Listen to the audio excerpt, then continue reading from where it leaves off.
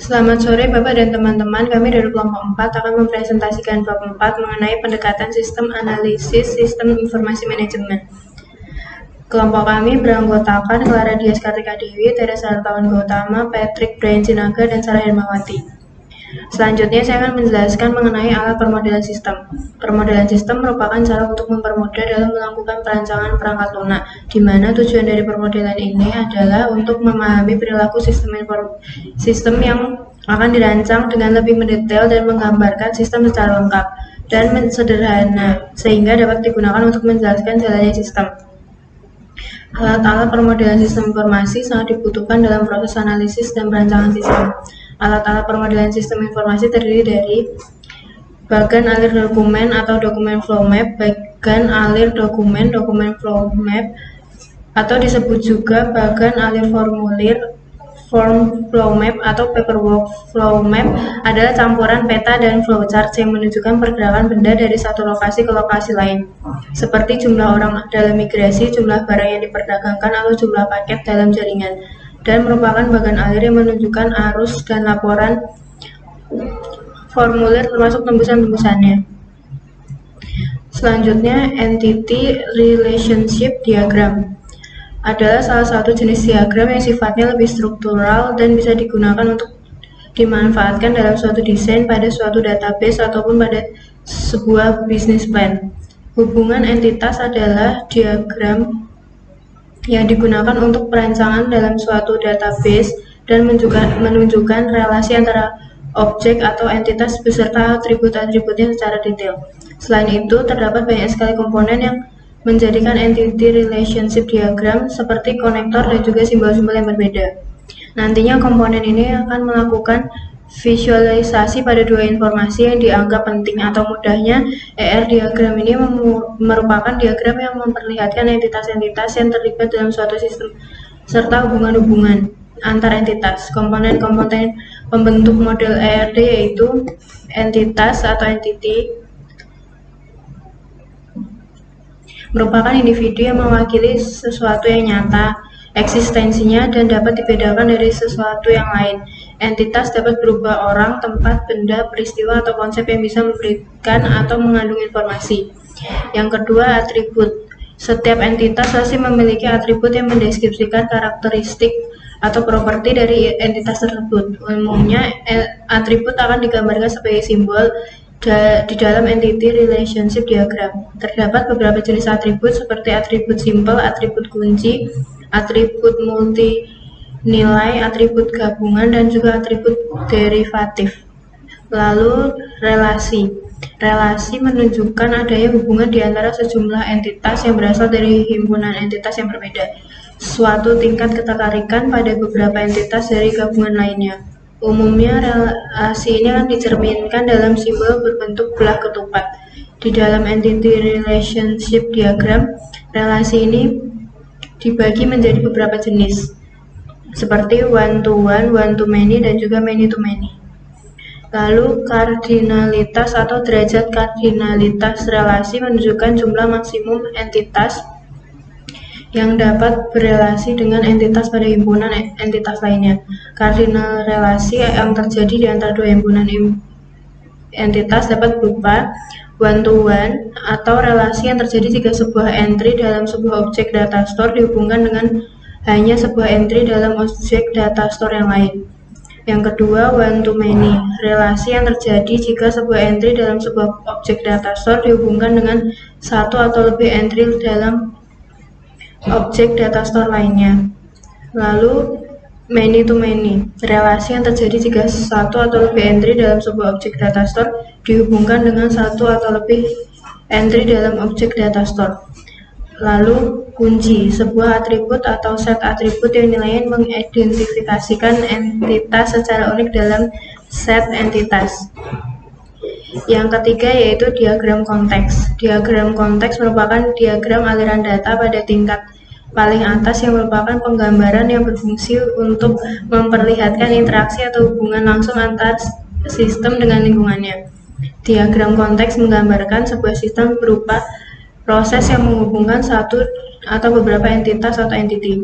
Diagram konteks merupakan diagram yang menggambarkan suatu sistem secara garis besar. Diagram konteks ini menggambarkan hubungan input-output antara sistem dengan dunia luarnya. Suatu diagram konteks selalu mengandung satu dan hanya satu proses saja. Proses ini mewakili proses dari seluruh sistem. Selanjutnya akan dilanjutkan oleh teman saya.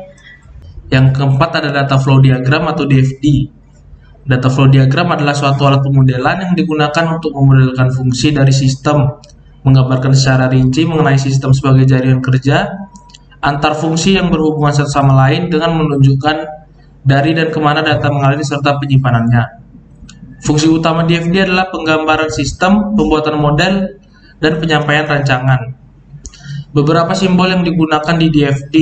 Yang pertama itu ada kesatuan luar atau external entity atau batas sistem. Boundary merupakan kesatuan entity di lingkungan luar sistem yang dapat berupa orang, organisasi, atau sistem lainnya yang berada di lingkungan luarnya yang akan memberikan masukan atau menerima keluaran dari sistem. Yang kedua ada arus data atau data flow. Data flow ini mengalir di antara proses simpanan data atau data store dan kesatuan luar atau external entity. Arus data ini menunjukkan arus dari data yang dapat berupa masukan untuk sistem atau hasil dari proses sistem. Selanjutnya ada proses. Proses merupakan kegiatan yang dilakukan oleh orang, mesin, atau komputer dari hasil suatu arus data yang masuk ke dalam proses untuk dihasilkan arus data yang akan keluar dari proses. Dan yang terakhir adalah simpanan data atau data store, yang merupakan simpanan dari data yang dapat berupa suatu file atau database di sistem komputer, suatu arsip atau catatan manual, suatu kotak tempat data di meja seseorang, suatu tabel acuan manual, dan suatu agenda atau buku. Yang kelima adalah spesifikasi proses atau process specification atau bisa disingkat PSPIC. Spesifikasi proses digunakan untuk menggambarkan semua proses model aliran yang nampak pada tingkat akhir penyaringan. Kandungan dari spesifikasi proses dapat termasuk teks naratif, gambaran bahasa desain program atau program design language dari algoritma proses, pesaman matematika, tabel, diagram, atau bagan. Yang keenam ada kamus data atau data dictionary, atau disebut dengan istilah sistem data dictionary adalah katalog fakta tentang data dan kebutuhan-kebutuhan informasi dari suatu sistem informasi. Dengan menggunakan kamus data dan analis, sistem dapat mendefinisikan data yang mengalir di sistem dengan lengkap. Kamus data harus memuat hal-hal berikut ini. Yang pertama adalah nama arus data, yang kedua alias atau nama lain dari data. Dapat dituliskan bila nama lain ini ada. Alias perlu ditulis karena data yang sama mempunyai nama yang berbeda untuk orang atau departemen satu dengan yang lainnya.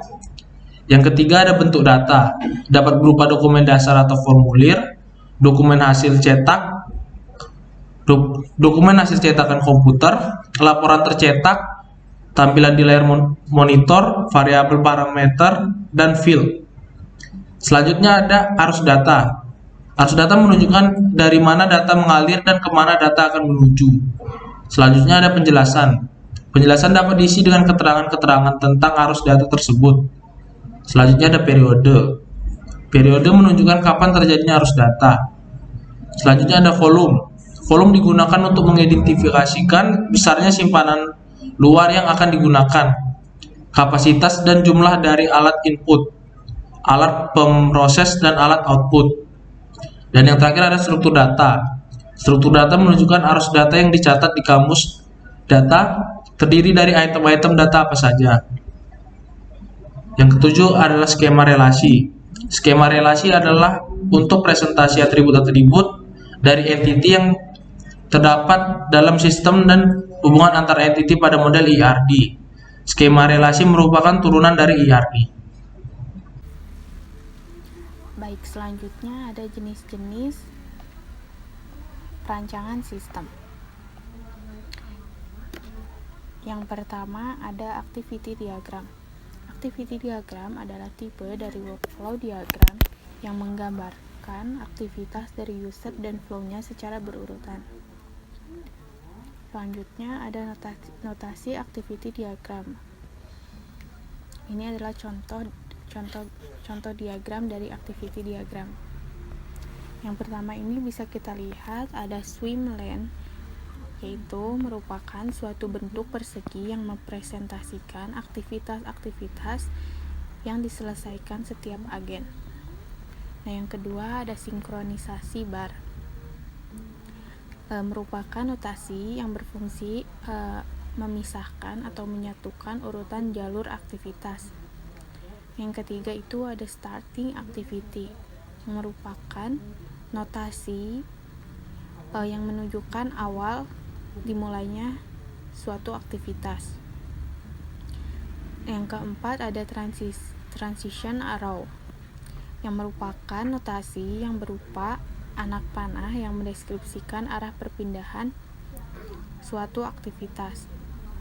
Selanjutnya ada activity, merupakan notasi yang mendeskripsikan aktivitas-aktivitas. Selanjutnya ada ending activity, merupakan notasi yang menunjukkan diakhirinya suatu aktivitas. Yang terakhir ada decision activity, merupakan notasi yang mendeskripsikan kondisi dari suatu aktivitas. Nah, selanjutnya ini ada domain model class diagram. Domain model class diagram sebuah UML class diagram yang menggambarkan cara kerja problem domain class, association, dan atribut. Nah, di sini ada contoh domain model class diagram.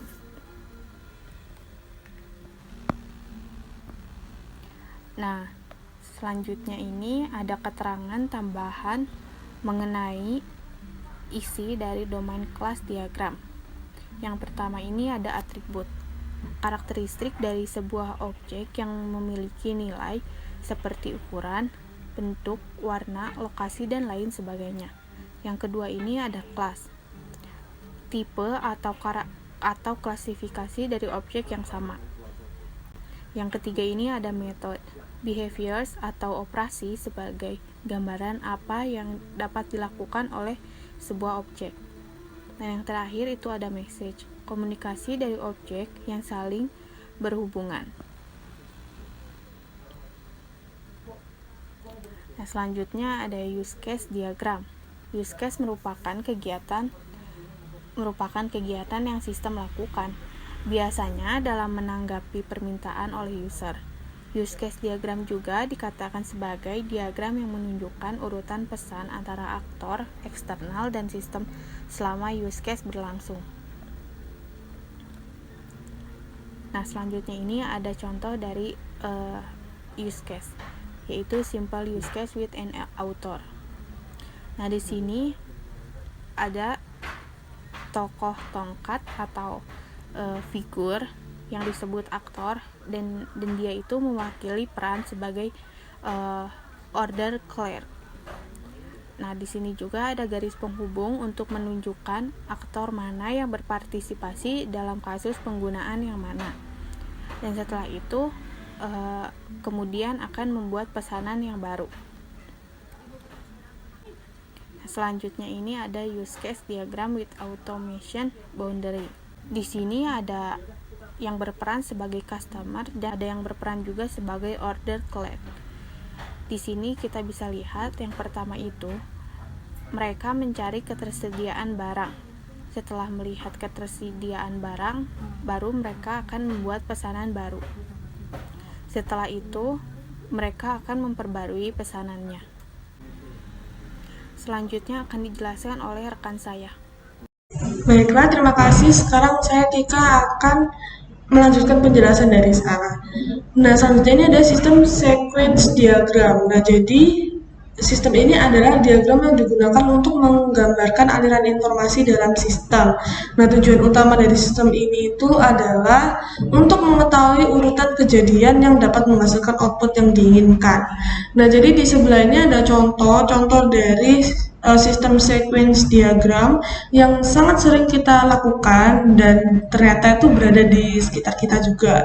Nah, jadi ini contohnya itu ada terdapat aktor. Nah, aktornya ini seorang mahasiswa ya, dan 4 objek yaitu user login, sistem, database, dan dashboard. Nah, pertama-tama mahasiswa akan masuk ke tampilan user login dan masuknya itu menggunakan ID dan password.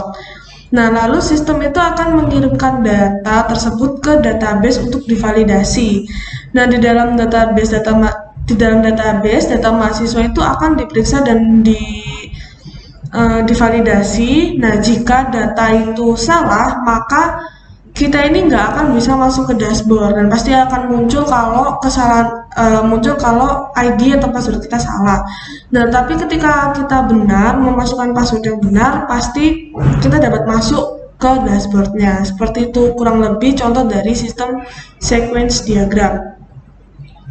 Nah, selanjutnya ini ada user interface. Jadi user interface ini didefinisikannya yaitu sistem itu sendiri dan merupakan segala sesuatu yang berhubungan dengan user saat sedang menggunakan sistem secara fisik, perseptual, dan konseptual. Jadi di user interface ini ada 8 golden rules of interface design yang dikemukakan oleh Schneiderman tahun 2010. Nah, isinya itu ada 8, yaitu berusaha untuk konsisten. Nah, konsisten ini dilakukan pada urutan tindakan, perintah, dan istilah yang digunakan pada prompt, menu, serta layar bantuan.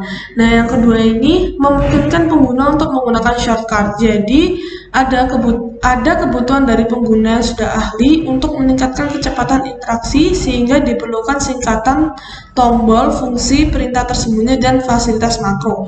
Nah, yang ketiga ini ada memberikan umpan balik informatif. Jadi, untuk setiap tindakan operator sebaiknya disertakan suatu sistem umpan balik. Misalnya, muncul suatu suara ketika kita memencet tombol yang salah maupun muncul tulisan atau pesan jika kita itu ada salah. Contohnya seperti Windows. Kalau komputer kita misalnya kita salah mencet, itu pasti akan muncul suara yang memberitahukan kalau ada kesalahan gitu. Dan muncul tulisan juga. Yang keempat itu merancang dialog untuk menghasilkan suatu penutupan. Jadi umpan balik yang informatif itu akan memberikan indikasi penutupan bahwa cara yang dilakukan itu sudah benar dan dapat mempersiapkan kelompok tindakan berikutnya. Nah, yang kelima itu memberikan penanganan kesalahan yang sederhana.